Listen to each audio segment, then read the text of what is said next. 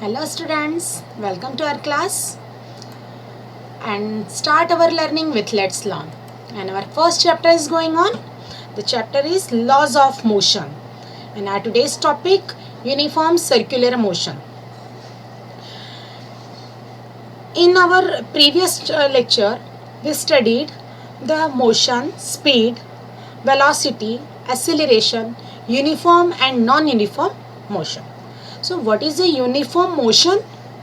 The uniform motion means when any object covers the same distance in a same time interval, then it is called the uniform motion.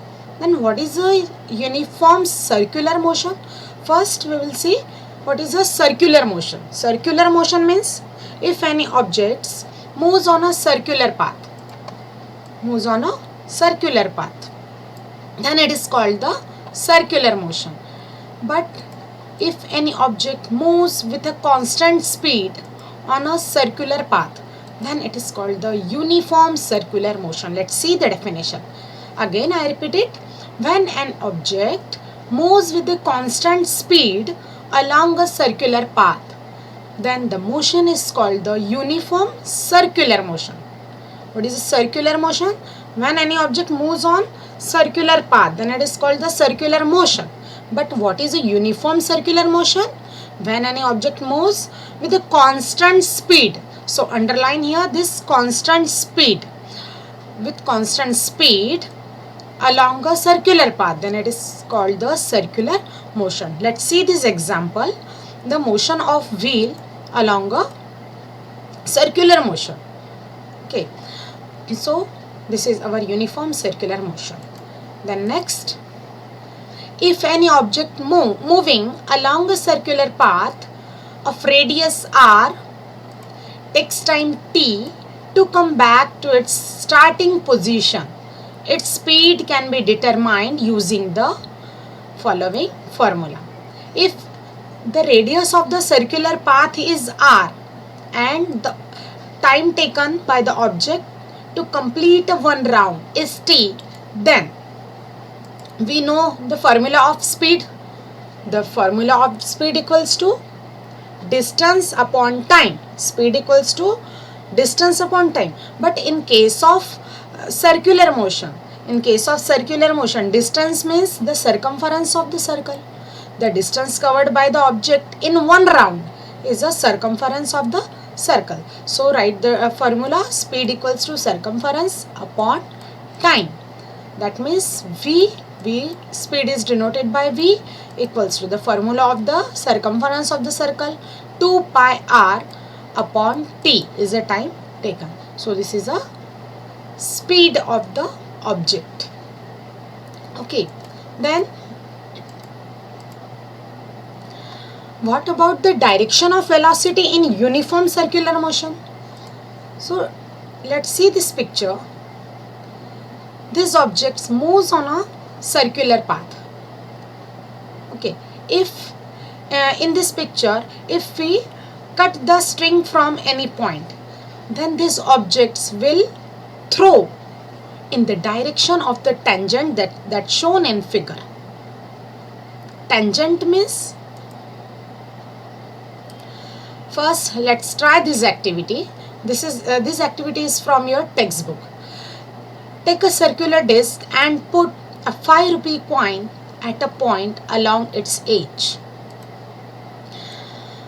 Make it move around its axis by putting a pin through it. Just you can see here, this is a disc, circular disc, and this is pin. Then when the disc is moved at a higher speed, the coin will be thrown off as shown in figure.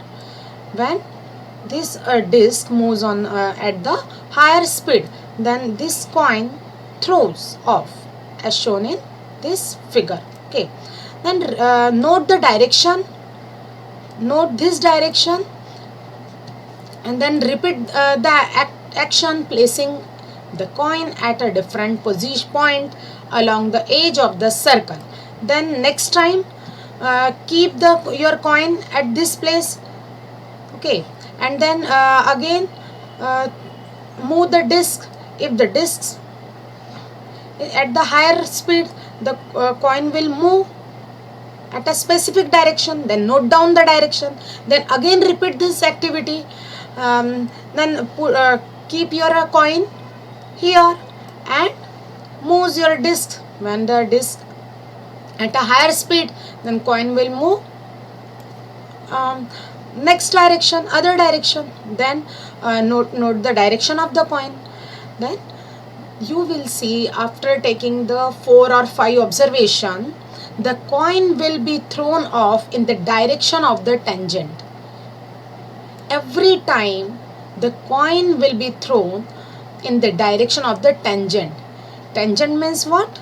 The tangent is a perpendicular line of the radius. You can see this diagram. This is a circle. If this is your radius, then the tangent is the line segment that is perpendicular of the radius of the circle. So the direction of the tangent, which is perpendicular the radius of the disc, thus the direction in which it gets thrown off depends on its position at the moment of getting thrown off. It means that as the coin moves along a circular path, the direction of its motion is changing at every point. Understand? When disc is in motion, then the direction of coin will be different at every observation, at the different position of the coin. Understand? So this is the direction. So what is conclusion? The direction of the velocity in uniform circular motion, the direction of velocity will be the tangent, the direction of the tangent. Understand? Then next, this is the solved example from your textbook. The example first and second I will explain you, and remaining third and fourth example you have to solve with your own. So this is your first example. An athlete is running on the circular disc, circular track. He runs a distance of 400 meter. So what is given? The 400 meter is a distance. Then in 25 seconds before returning to his original position, what is his average speed and velocity? First, write down what is given. So given the total distance traveled equals to 400 meter. Time is 25 seconds. Then this is a circular path. This is a circular path. So the total displacement is 0 because the athlete returns to his original position. That's why the displacement is 0. Time is 25 seconds. Now we have to calculate the average speed and average velocity. We have the formula: speed equals to distance upon time. So average speed equals to total distance upon total time taken. Now total distance is given 400 upon total time 25 seconds. Then divide and got your answer. This is 16 meter per second. Then average velocity. Velocity equals to displacement upon time. So average velocity equals to total displacement covered by the object and upon total time taken, and displacement is 0. So 0 upon 25, that is a 0 meter per second. This is your answer. Understood? Then our next example, an aeroplane taxis on the runway for 30 seconds with an acceleration of 3.2 meter per second square. Before taking off, how much distance would it have covered on the runway? So what is given? Acceleration A, that is denoted by A.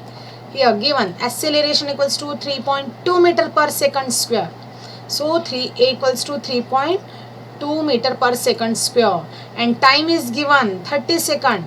U equals to 0 because the initial velocity of the aeroplane is 0. Okay, and S, we have to find out the distance traveled by the aeroplane, that is a S. So we have the formula: S equals to ut plus half at square. We have the three equations of the motion. First, v equals to u plus at, then second, s equals to ut plus half at square, then third, v square equals to v square u square plus 2as. So our second formula we have to use s equals to ut plus half at square. Then put the values. U, the value of u is 0 because at starting point, starting position of the aeroplane is at rest. So u equals to 0, initial velocity equals to 0. U into t is at t 30 second, plus half 1 upon 2 into a means acceleration 3.2 into t square equals to 30 square. Calculate all the values. 0 into 30 equals to 0. Then 1 upon 2 into 3.2 into 30 square. Calculate the values and you got the answer 1440 meters. So this is your distance traveled by the aeroplane. This is your answer. The next example 3 and 4 you have to solve. If you have any problem, then you can comment. So I hope you understood all the topic, and using this code to join the Google Classroom to get the homework, notes and solutions. Thank you very much.